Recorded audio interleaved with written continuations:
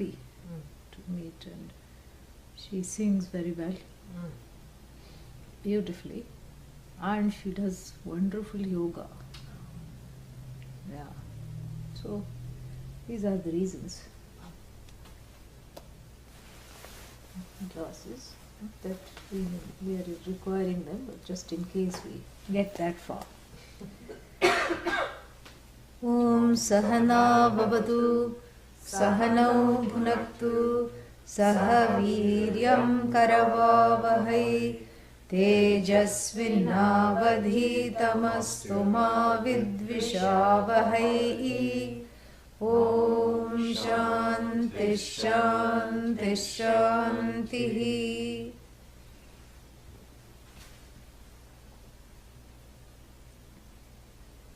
Mirroring the truth of the self is the job of the Guru. In fact, mirroring is not an action here. Mirroring is just shining that, that awareness, which is the student, which is the teacher, which is the teaching, that single, non-dual consciousness, which at once I recognize as I am. So shining that as the truth of the universe, as the truth of oneself, is the job of the Guru. Shining is not an action. When you say the sun shines, sun is not acting. The sun is just being. So here too, this teacher teaching is really an as-though action. Even though we talk about scalpels and cataracts, it's an as-though action. Because the action is just that the teacher exposes the student to the knowledge of the self. And who is the student? The student who is been floundering in the waters of samsara. Looks like a prune, because that's what happens if you yeah. And the shine of this self revealing consciousness as the truth of the universe dries out the jiva, the sorrow from the jiva, dries out the strife, dries out the conflict, drops off the desires. In fact, every jiva goes to the teacher for swimming lessons of how to negotiate the samsara. But the teacher's greatness is that the teacher falsifies the water which surrounds. One feels like a citadel, and around is a moat full of animals you do not want to have as pets, alligators and the likes. Snakes, alligators, all these things. First I build up this moat thinking that's going to defend me from all these horrible things in the universe. And then the defenses themselves become offensive. They stand to attack, which is when I need help to break out of my self-imposed citadel of limitations, self-imposed by ignorance, broken apart by knowledge. So really speaking, the samsara, which is seen as a flaw, is just not a flaw. It's a vision defect. So the vision is corrected. So the spots on the face when the student looks into the mirror belong to the eyes, not to the mirror or to the face. And therefore, this is the centrality of the teacher in the teachings cannot be emphasized enough, cannot be iterated enough, cannot be talked about enough. You can talk about this endlessly. And it's a very interesting relationship of the student and the teacher. The student goes to the teacher Not so much in search of the truth, even though the student says, I want the truth. The student goes to the teacher to have everything that is not true falsified. That is how the truth shines, because the truth is not something to be drilled into the brain or the mind. Because that's why there are two facets of this teaching. In the deployment of the teaching, there are two facets. One is to say all is whole and you are it. What happened? Nothing happened. Samsara as usual, correct? Yeah. Same pain, same sorrow, so what if I'm the whole? Now you have a new complex. Even though I'm the whole, I'm sad. Already there were enough complexes. Now this has made a very big complex situation. Nothing happens there. So therefore, you are the whole. That is one aspect of the teaching, one facet of the deployment of the teaching by the teacher. But to make you own it up, you have to be shaken off of all the things that are hanging on. Yeah, it is the ignorance. That shaking off of the ignorance. Like even a corrupt cabinet, of the Prime Minister. Sometimes they will say, we have to have a cabinet shake-up because nothing is working. All the money is going into individual bank accounts of the ministers. So we have to have a cabinet shake-up and all these fellows are replaced.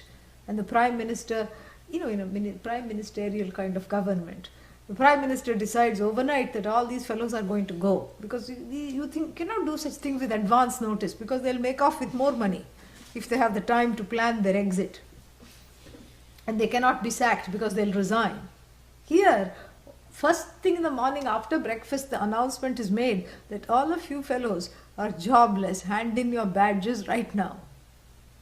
And so too, the portfolios of the broods of ignorance, such as doubt, fear, and etc., which because of the wrong decisions of the ahankara have occupied cabinet posts in the heart and they reign supreme. All of them want to be the ministers of the interior. Yeah, Minister of Defense, Minister of Offense, Minister of the Treasury of Misery, and that minister's job is to just collect misery and put a tag on it. No, it's mine, you can't have it. So, when the ahankara exposes itself to the teacher, naked, defenseless, in a posture of shraddha and surrender, manages to take the leap of faith. What happens? That shraddha comes home by shaking up all these ministers who are just squatting and taking this ahankara for a ride. One minister says, you are as good as the body. Another one says, no, you are the mind. The conflicting opinions, conflicting advice. So this ahankara, which is the king of the body-mind sense complex, knows not where to go. It has had enough bestowal of punya, good merit from last life, to know that something is wrong. And the approaching the teacher, and with the help of the teacher, sacks all these stupid fellows who are occupying cabinet ministerial positions. And then what? Puts in their place helpers who will help this quest along. Yes, Viveka gets a very good post. Yeah. Viveka, the ability to discern what is temporary and what is not, what is infinite versus what is time bound, becomes the advisor, becomes the very close, the kind of fellow who keeps whispering in the ahankara's ear, the king of ahankara's ear. Thanks to the Guru, Viveka was imprisoned by the earlier corrupt administration. Viveka was in lockup. Yeah, Guru releases the Viveka from the lockup, the teaching. And then what? Vairagya had become Kumbhakarna. Who is Kumbhakarna? Ravana's big brother. Ravana's big brother. When he lay down, it was like a mountain, like Spencer's Butte. That's how big he was. When he went to sleep, nobody could move him. You could climb him, and you could not move him.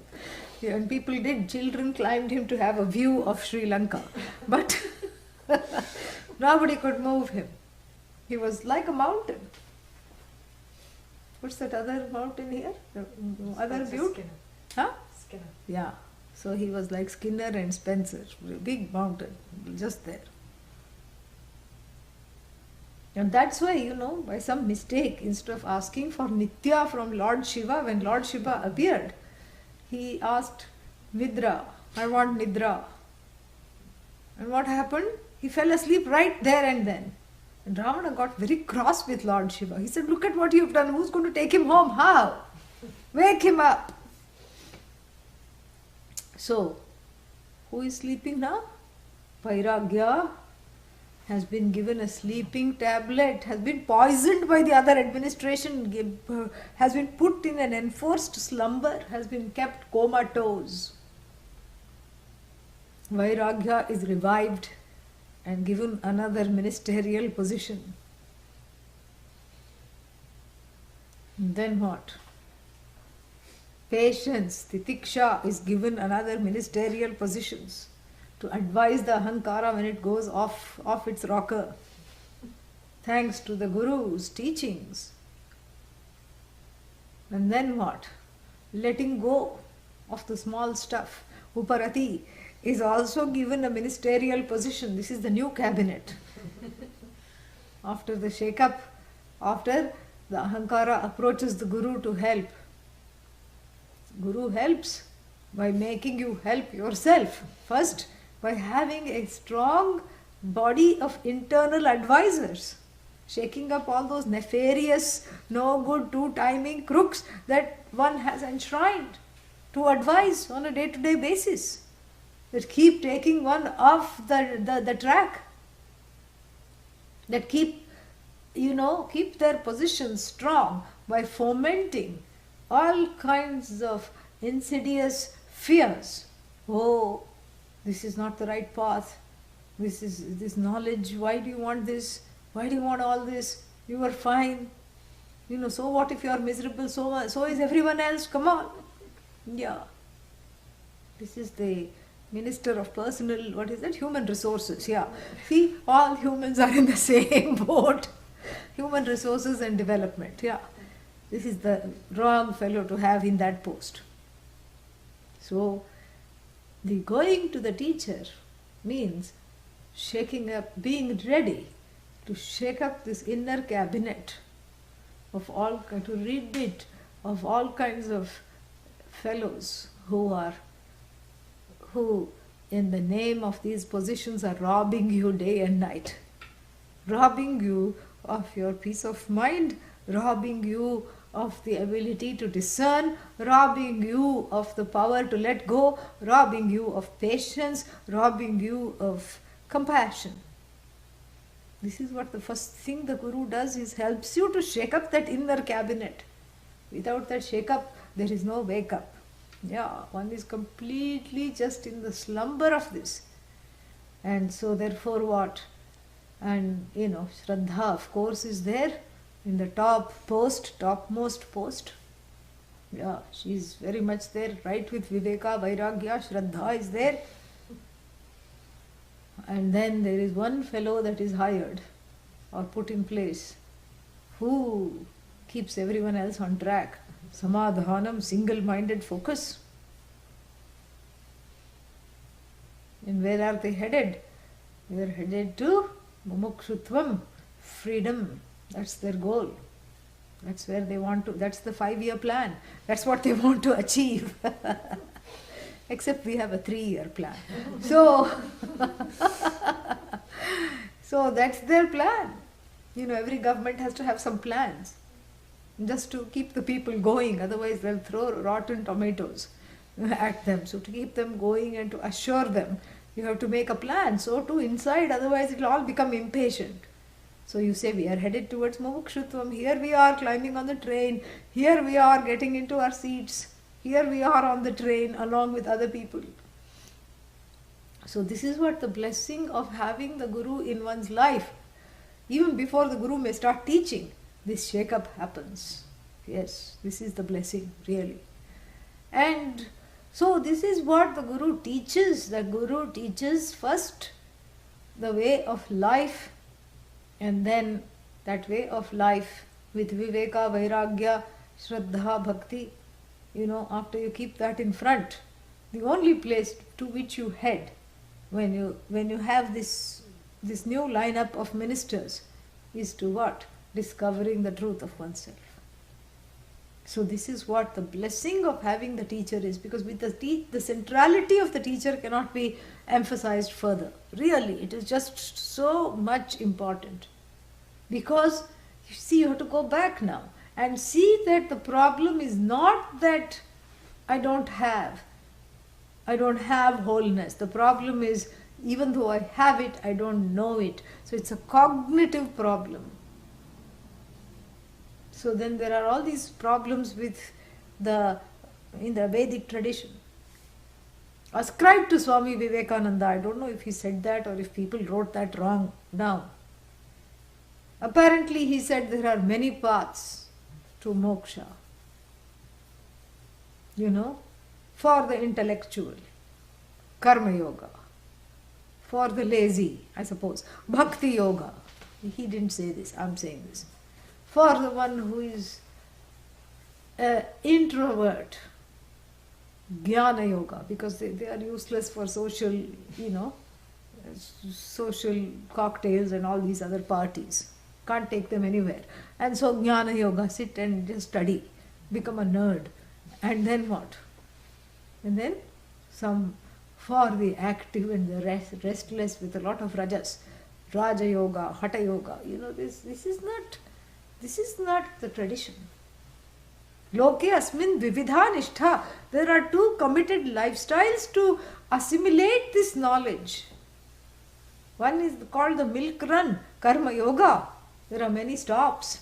But even though the train has stopped, I don't get off because someone I liked got off. Let them go, that their station has come. You don't forget where you have purchased the ticket for. M for moksha. So you stay on the train, destination moksha. It's just like on the way to the airport, you may do so many things. You may drop off the laundry, you may pick up something to eat. If you have some time, you may drop at a friend's house. And then in some big cities, people don't want to pay parking. So they'll go to someone's house close to the airport and then drop off the car there and have the friend take them to the airport. Which is all wonderful. But then you don't start saying, I have my luggage, I'll just stay with you. No, you're headed to the airport. When you're buying something to eat, you're headed to the airport. When you're dropping off the laundry, that's just a side, deal. You're still headed to the airport. You never forget that you're headed to the airport. You don't say to the laundry person, is there a job opening? I think I'd like to join this business. I like this shop. No, you don't get sidetracked. You're still headed to the airport. Similarly, karma yoga means a committed lifestyle with surrender and devotion, for the sake of readying myself for this knowledge. The knowledge one is continually exposed to. That is the first kind of lifestyle described in the Upanishad. And then the second kind of lifestyle described in the Upanishad is the lifestyle where one, burns all the bridges and says, all I want is this knowledge, and for that sake gives up earning a living, gives up, pursuing desires, other than the teaching. Gives up all those other things than knowledge. And this is called, Sankhya Yoga, Jnana Yoga. So in the Ishavasya Upanishad, this is clearly elucidated. Kurvaneveha karmaani jiji vishet chatagam samaha. Karmani kurvan jiji vishet. May one, doing their duty, live for thousands of years, bringing glory to the pursuit, because they have not faltered from the pursuit. The pursuit is the main thing. In fact, what they are doing is just for the readiness. They are acquiring the readiness slowly. For those who are already ready, then there is no need to acquire the readiness. You let everything go. And then what? For that one is described as Tena tyaktena bhunjitha ma gridha kasya svidhanam. And Tena tyakt, protect yourself, meaning the ahankara here, the atma, the jiva. Protect yourself, protect this I notion from onslaught by giving up everything. When you give up everything, there is nothing to protect. And that is the way to protect the self. You don't become offensive or defensive. So these two lifestyles are taught very clearly in the Upanishad and in the Bhagavad Gita, which it is reiterated in the 3rd chapter. So therefore what? So therefore I have to understand that how can, if I don't know something, how many paths are there to know it? I don't know pot. How many paths are there? What's the path of knowledge? You smell the pot, you experience the pot, you pray to the pot, oh pot, reveal thyself. Bhakti, you sing. Pot, pot, pot, pot, pot, pot. This is not what it is. If you don't know pot, you have to know pot. There is no many paths. There aren't many paths. And this is why the guru allergy that I spoke about in the last lecture comes to the fore. Because up till now I was liking what I'm hearing. And then suddenly what has happened is there is a constriction. When you say this is the only way, I hear shades of fanaticism. What fanaticism? Fundamentalism. That is whoever says that, they are mental. That's all. This is wrong to say that. If I have to see something which has form, which has color, what do I have to do? Use the eyes. Correct? And if I make a statement that it is only with the help of eyes that I can see form and color, am I being a fundamentalist or a fanatic? Am I? It's only with the ears you can hear sound. No, that's too strict. Why not be accommodative and say the eyes also can hear? How can the eyes hear? Eyes have a different job. Why only the nose should smell? Ear also should smell. What a lovely flower here. This is not fanaticism. This is objectivity. 100% objectivity to see that, to see this very fact, to assimilate this understanding, which is a twofold understanding. First is knowledge is as true as the object. If I say pot, and show you this, which looks like a pot, that's all it is. I cannot distort this. Even if I say, look at this wonderful mango, because yesterday mango happened to be here, that's not going to make this into a mango. Or look at this orange, 3 days ago there was an orange, so I'm saying this is an orange. You may have a lot of Shraddha. Are you going to say, yes, this is an orange? No. You're first going to say, the first hour she was all right. I don't know what has happened now. Something went wrong. Something went wrong. That's too bad. Up till now I was having a good time. Now she's calling this pot an orange.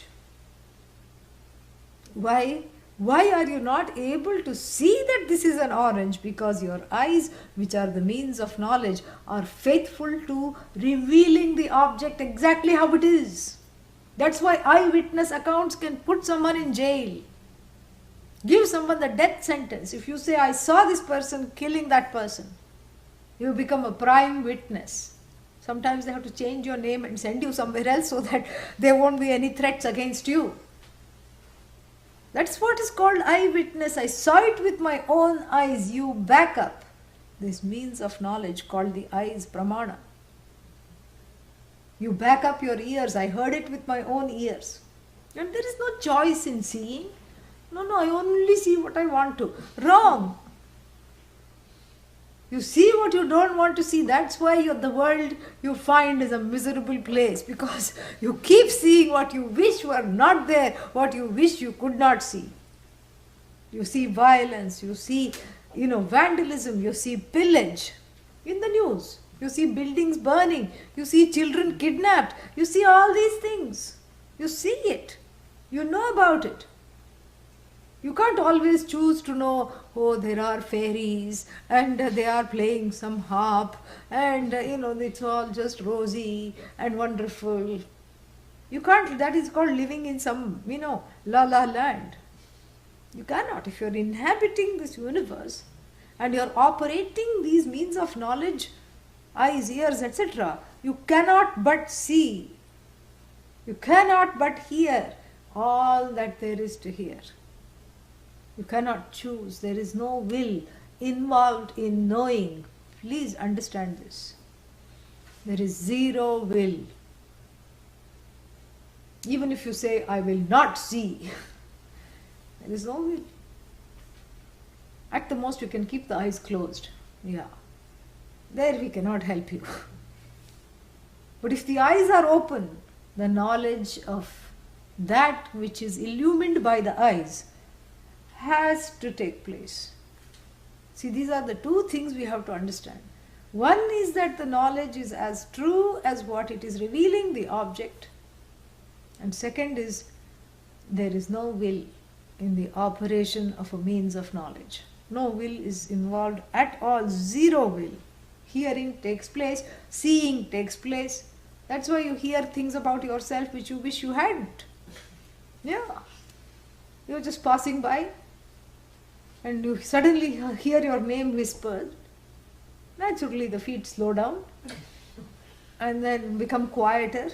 You stop breathing and the ear reaches out to the mouth of the person whispering, and then you hear something you wish you hadn't. Correct? Yeah. There is no will involved in hearing. There is no will. This is something we have to understand. Number 3, some things again about the means of knowledge or the ways of seeing, is that when the means of knowledge and the object of knowledge are appropriately lined up, meaning when the means of knowledge is appropriate to showing what is needing to be seen, that object comes to light. Like if I say, please look at my face, operate your eyes, but don't see this horse, clay horse. Can you oblige me? Look at me, but don't look at the horse.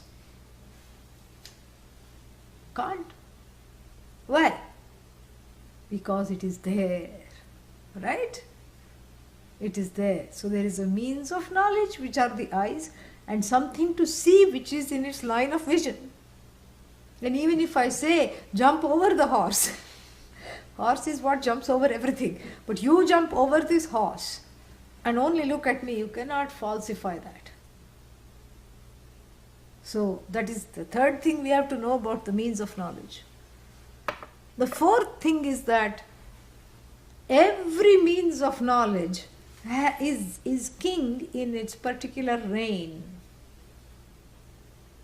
in its arena. It cannot, another means of knowledge cannot either corroborate or falsify what this job is. If the eyes say this is yellow, this book is yellow in color, the primary color of this book is yellow. Oh, I don't believe it. Let me check with the ears. Shrotram, Shrotre, both of them. Is it yellow? What will the ear say? I don't know, go check with the eyes.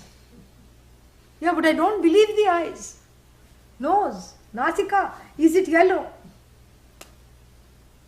Tongue, is it yellow? If you taste the book, what is going to happen? Yellow color is going to be somehow come to the knowledge. Can you taste the color yellow? The eyes are the king where it comes to form, color. Ears are the king, means of knowledge appropriate to objectify sounds. Tongue is the means of knowledge to objectify a wide range of tastes, sometimes confusing. That's why we have some things called sweet and sour. And then two tastes at the same time, 3 tastes at the same time. Only the tongue can do. Yeah, you cannot put curry in the eye, hoping that it'll taste it. So it cannot discern the taste. So likewise, each thing is a king in its own arena. And a means of knowledge is that which another means of knowledge cannot falsify or ratify, because it doesn't belong, it's out of its purview.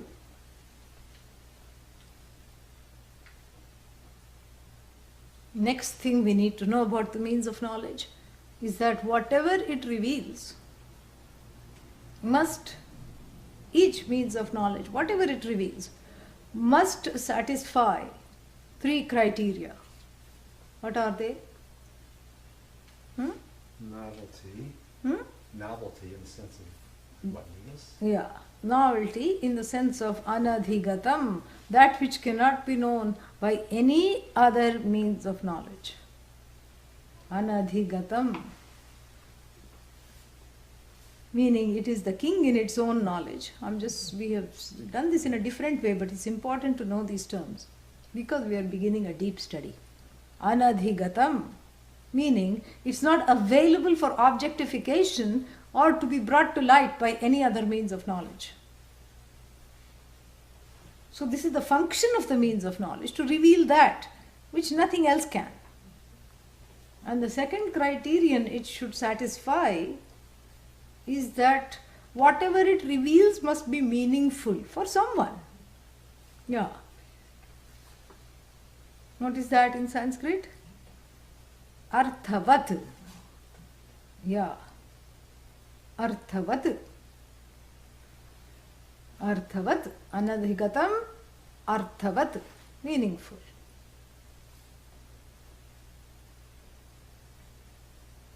Why should I know that this is a pot? Why is this meaningful?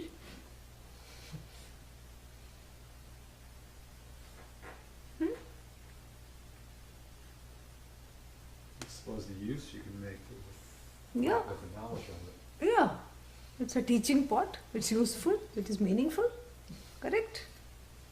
It has a meaning in the whole universe, in the clay universe. It has a purpose. It has a meaning. And the third criterion for defining pramana, for seeing the force of it, is phalavat, anadhigata, phalabodhakam, anadhigatam, arthavat, phalabodhakam, means it should produce the result. A pramana is not called pramana. A means of knowledge is not a means of knowledge if it falls short of revealing something. And that which it reveals must be useful to someone somewhere. And that which it reveals should not be revealed by any other means of knowledge, because then it doesn't become a means of knowledge. We have to see these things. We have to see, even with the eyes, you see this? So the first way in which I know that there are means of knowledge is through those things that go out. I suppose this is a extension of yesterday's class in that sense. In terms of the eyes, the ears, everything goes out. Wraps itself around that which needs to objectify, brings back the information to the mind, and the mind lights up in recognition of that object. Mind lights up the recognition of the object. So every person is a walking means of knowledge for these five, in the form of these five senses. So they are called the primary means of knowledge. Pratyaksha, pramana, aksham, aksham, prati, pratyaksham. Primary means of knowledge. But that's not the only way we know things. You can't always see things.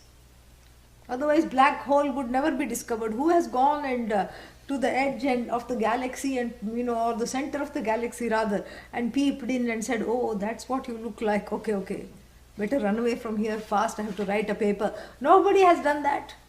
You cannot do that. How is black hole known? How? Absence of light. Yeah, through inference. You see that absence of light, you know how the light, refracts and how it passes through certain things, and here you see a big vacuum where everything seems to be swallowed up. Everything except some light escapes. They have found out recently. It's called Hawking's radiation. Yeah. Stephen Hawking's amended that black hole just swallows up everything. It swallows up everything except light. Very interesting. Very interesting in terms of metaphor. So therefore what? So you know how light behaves, and you see that light passes through certain things with certain refraction, and here there is no refraction, there is just somehow it seems to stop, and then you see that there is a mass there, you infer. See means you infer. Mathematically you infer. This is how you infer the weight of objects. So far away, light years away. Nobody has gone and felt it and taken a tape and measured Saturn. Oh, that's how you are. Oh, you are bigger than I thought. No. No. It's inference. It's all based on inference. This is the mass, this is the volume because of your orbit, because of how you are moving in time, in space, and because of the gravitational force that you are extending to your own moons and to nearby planets. This is how. Inference. Something works on the rat, then what? Surely works on this brat. That's all. That's all it is. This is dangerous. And now this is really going back to the story of vampires, They found out recently, somewhere, I don't know where in Europe, maybe not in England, somewhere in Germany or somewhere, some scientists injected old rats, the ones that needed glasses and were walking on little canes. They injected them with the blood of baby mice, young mice.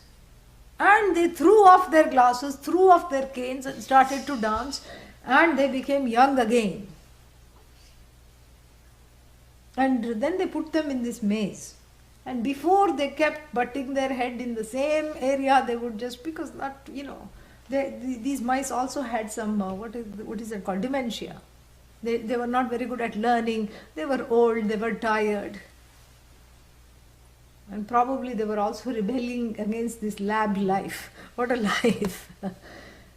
And so they were injected with this, they didn't do anything to the blood. They just injected the blood, much against the protest of the young mice. Hey, what are you doing to us? Shut up. You're a lab rat. And they just took that and injected. And within minutes, these mice had better cognition, better concentration, better memory, started to look and act really young. And of course, they went the next step. The next step should have been bunnies, but no, they thought of human beings. They should start after guinea pig, they should go to bunny, correct? That's the next, at least in terms of the chain, you should think of that. More and more complicated animals, next one you look at a bunny. No. They went straight to the human being. And they said, we wonder what will happen. Because they isolated what was it in that blood. Some particular substance or some complex protein was there, which apparently declines in the older blood. So then, what you need is a transfusion. This is the secret of agelessness. Yeah. Inference. This is inference. Sheer inference. Nobody has injected that into some, young blood into another blood and everything like that. Yeah, that's why I said it is dangerous. Because all that the elderly people will want is to sharpen their canines and just stop somewhere for a drink. That's all. This is dangerous overtones. And so this is all based on inference. Because nobody has seen it. It's based on inference. And then in the Shastra, in the teaching, we have one step inference. Like a simple inference called anumana. If the stomach makes noise, I'm hungry. No, not like that. If the roads are wet, then what? It must have rained. It's not raining now, but the roads are wet, so it must have rained. I didn't see the rain. I inferred the rain. Simple inference. And this young blood, old blood making all this complex, many step inference. Called? What is that called? What is it called in Sanskrit? Artha pati. Anyatha upapattau anupapattau. Anyatha anupapattihi. Meaning no other way is possible for all the roads to be wet except for what? This rain business. Arthapatti. The simple inference is called anumana. Anumana, arthapatti, and then first one, what was that? Pratyaksha. Then we have another means of knowledge.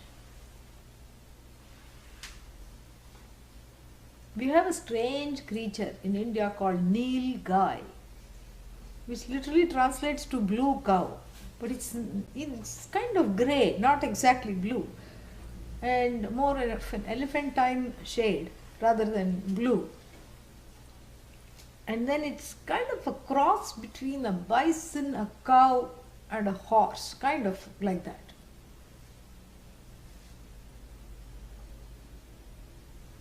It's got horns in the shape of antlers, which are kind of antlerish. That's where it's kind of brings in horse, deer, so many animals. It's like a mixture of this unique animal. Then if I were to tell you that the Nilgai is like a cow, but not quite like a cow because it has got the horse and the deer elements to it. Correct? I'm revealing something. A donkey is just like a zebra with stripes. There is a likeness. In fact, donkeys have been used in lieu of zebras. Whenever, these poor countries cannot afford to buy zebras for their zoos. In Palestine, they just painted the donkey. Painted a pair of donkeys and put them in the enclosure. I'm not making this up, really.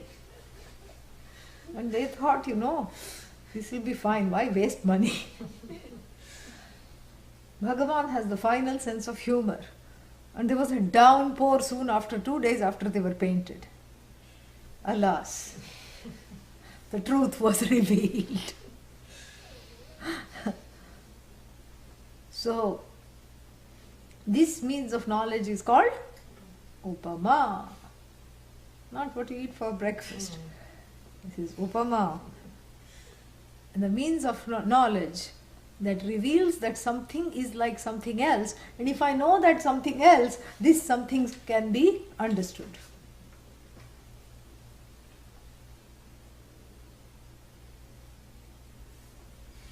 And then we have a strange means of knowledge called the cognizance of absence. Absence of what? Any particular thing. Where? At any given time or space.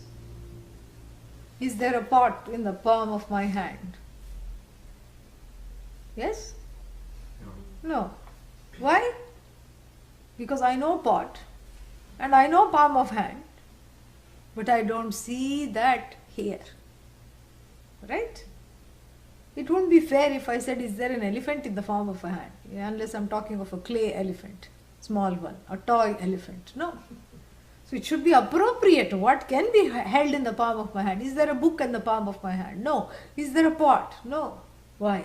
Because I know book, I know pot, and I cognize the absence of it here. This is called anupalabdhi. You don't say, I see the absence. You see, you cognize the absence. Anupalabdhi. And these are all the 5 means of knowledge. The first one is a group of 5 senses. And then these other 4, meaning the knowledge of likeness, the knowledge of inference, first and second types, and the knowledge of absence. Cognizance of absence. This is what is available to you as an individual to know things in this universe. These are the 5 means of knowledge available. How else are you going to know? I can intuit. What is intuition? Is it a means of knowledge? No, see, I felt. What did you feel? I felt that something was coming. I didn't know what. And then what happened? Something came. That's not a means of knowledge. No, I had this strange sense of foreboding and something bad happened. That's again not a means of knowledge. The strange sense of foreboding was because of some things which you have not interrogated. They had some conscious reasons which have been relegated to the realm of the subconscious. So you're not looking at the reasons and you're just, thinking that the mind has come up with this new thing called intuition. Intuition is just sensing what is already there without knowing what it is. That's all it is. It could be inference, it could be seeing something at some other place of time and recognizing its presence or absence here. It could be so many things. It's not a special means of knowledge. Means of knowledge means there are only these 5 that fulfill all those 4 or 5 criteria that we listed as means of knowledge should do. And therefore what? What are you wanting to know here? Self. Which one are you going to deploy? See the self. What you see? This is the self. This is the self. Here is the self. Perhaps this side is the self. No, little higher up the elbow is the self. No. When you say self, you are not talking of the body. You can see the body, you can infer the mind, you can even see the mind, witness the mind. Sakshi pratyaksha. Witness perception is also there. That is what I suppose where intuition comes. So witness perception. Sakshi pratyaksha. But you cannot really see the self. Why? See, here is self. Drigeva drishyate. And by that knocking off the seeing, you knock off everything else. Hearing, you cannot hear the self. You cannot smell the self. You cannot touch the self, taste the self. All these things are included. No, I'll infer the self. Somebody tried to do that. His name was Descartes, a philosopher. And he said, I can think. Therefore, I must exist. That's why he was called Descartes, because he put the cart before the horse. Yeah, that's what it is. Thankfully, he revised his statement. And later he said, I don't think so. And when he said, I don't think so, he found he was still existent, even though he didn't think. And so he came to the conclusion I am, therefore I can think. Yeah. It's all based on I am, I told you. You are not a product of inference. You are the content, and the nature of the inferer is what you want to know. You can't know. You cannot be an object of inference. Alright, how about Upama? The self, the whole, limitless, complete, without a second self is like ... fill in the blank. I have given away the answer in the question itself. The whole, the limitless, the without a second. Because for comparing, at minimum you need what? Two things. Otherwise, how can you use the means of knowledge called comparison, upama? You cannot. Because there's only one thing we are talking about. So the self is like, and even the Vedantic writers are at a loss. They say it's like space. But if it's even the author of space, even the author of time, you cannot compare it to anyone, you cannot know by comparison. Found it. What? Self is absent. Because if it cannot be known by the four means of knowledge, that means it's absent. Anupalabdhi. And this is a pramana that is highly enshrined by the Buddhists. You can join their ranks. But if you want to remain Vedantins and come to class tomorrow, then I suggest that you think of demystifying the brain to see why this means of knowledge it cannot work for the self. It can work for pot. There is no pot in the palm of the hand. Fine. I do not exist is what you are saying by trying to cognize your absence. So in order to cognize your absence, what do you have to do? Let me shut the eyes. Let me shut off the ears, noise cancelling headphones. Then let me sit quietly and say, I am not. I am not. You are not what? Existent. So when you say that, what are you ratifying? You are ratifying your presence. I am absent. You are ratifying your presence. I don't exist. Says who? The existent one. Anupalabdhi is not. There is no upalabdhi for anupalabdhi here where the self is concerned. What else is left? Nothing. That means what? None of the pramanas that I operate can help me to know the truth of myself. Because I cannot be the subject and the object, or I cannot objectify myself and still retain myself as the subject in order to know. I cannot do that. Therefore, we give up, which is a good thing. We give up hunting for the self, the truth of the self, on our own, and see that we are actually in need of a pramana, in need of a means of knowledge, because none of these can help me. So we need a sixth pramana.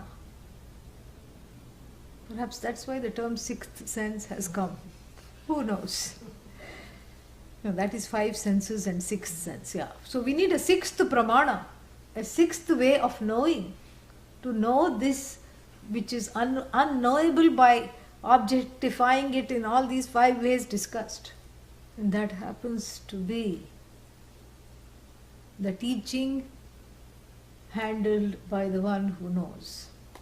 That is what is the sixth pramana, in the form of the words of the Upanishad, filtered through the handling of the teacher. This is what it is. It's a way of knowing. And here is where the rub comes. Because whereas I put all my confidence behind the eyes, I back it up and say, I know I saw this. Don't you lie to me because I saw you doing this. Don't tell me you didn't do this because I saw you. I heard you, so don't deny what you said about me. I heard you. One gets very righteous because I back up my eyes, I back up my ears.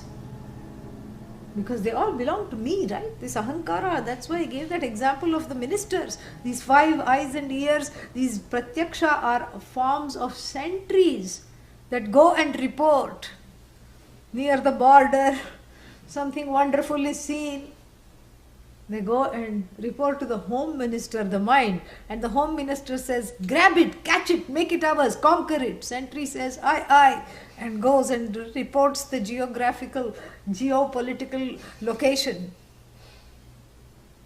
And then the home minister deploys karmendriyas, arms, hands, go, make it yours.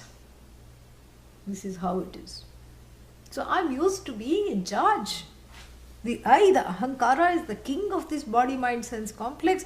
I operate the means of knowledge. I get results. I work on things. I am the seer, I'm the hearer, I'm this. I'm enthroned in this place of, what's the collective name for seer, hearer, taster? Knower. I am the knower. That's what it is. Because I own the means of knowledge. Never have I ever been in a situation where I have to off-source the means of knowledge in order to know anything. Off-source?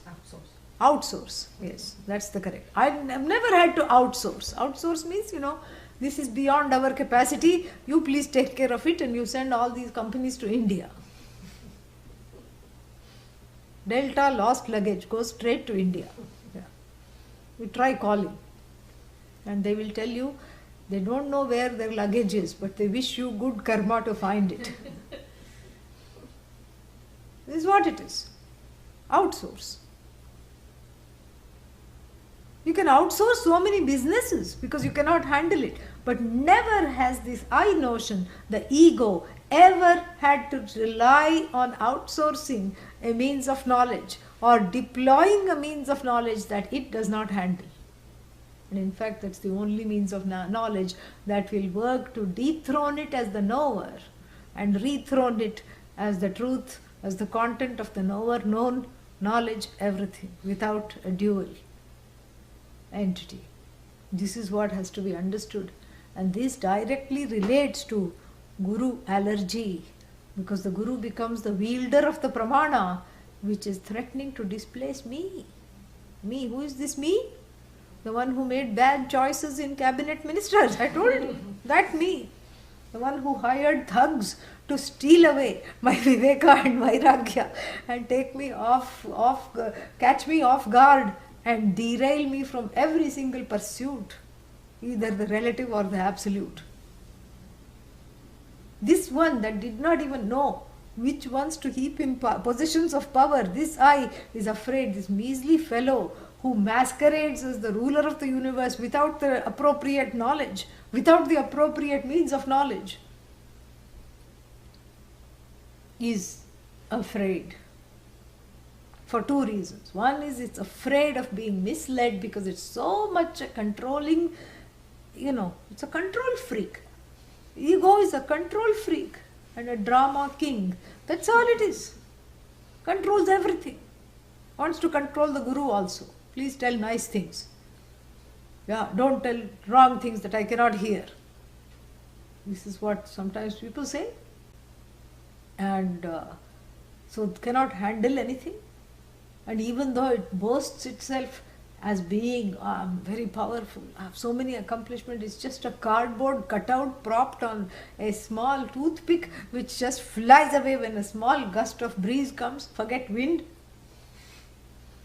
This is the ego. And this ego has to be taught.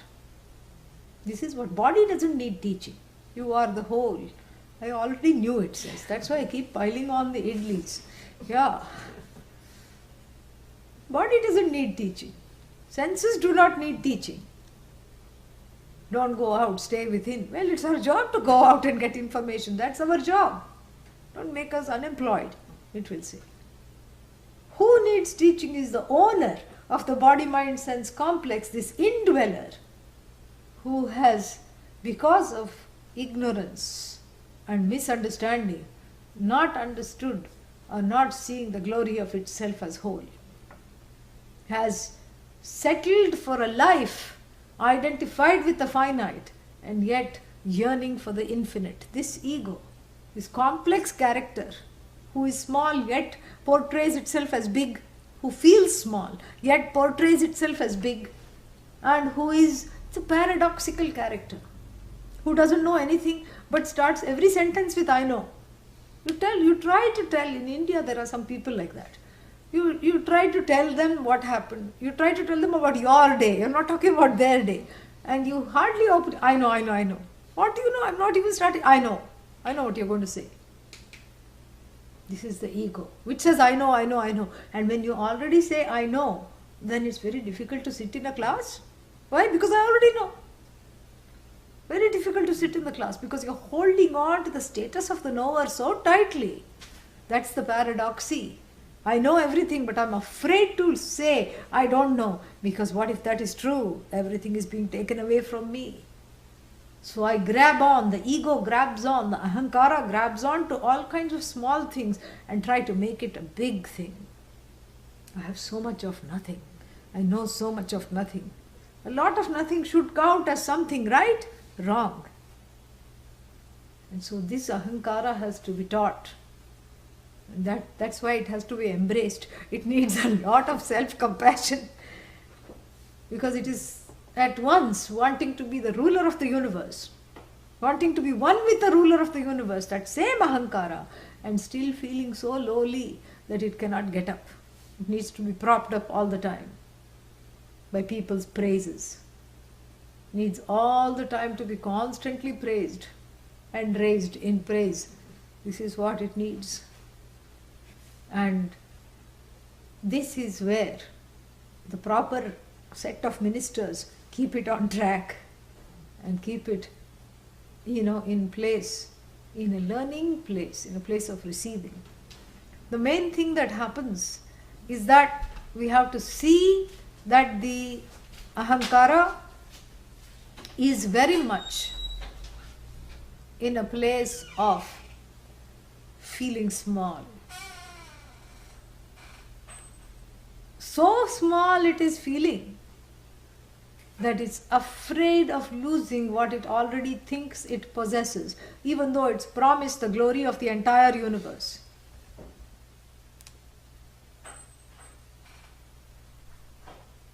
It's afraid of losing that small thing.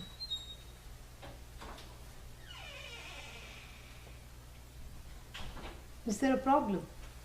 I thought I heard something. I thought I heard somebody at the... So, it's afraid of losing whatever it thinks it has. I've given you that example, right? Raipur is a village the size of a mustard seed in central India. And then the king of Raipur, who comes on a cycle rickshaw, because Indian kings have been divested of everything.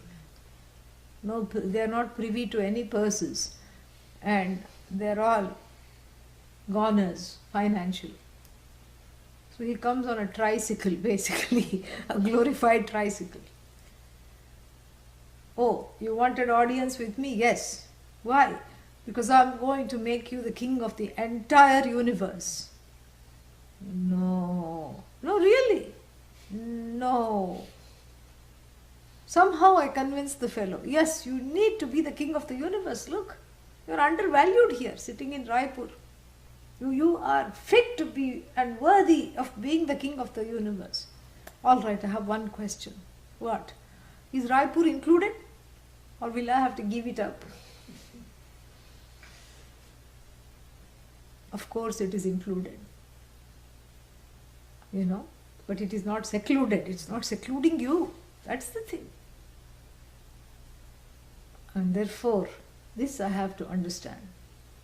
To give up the pet place of being the knower in order to see that the knower known, the knower resolves into the known.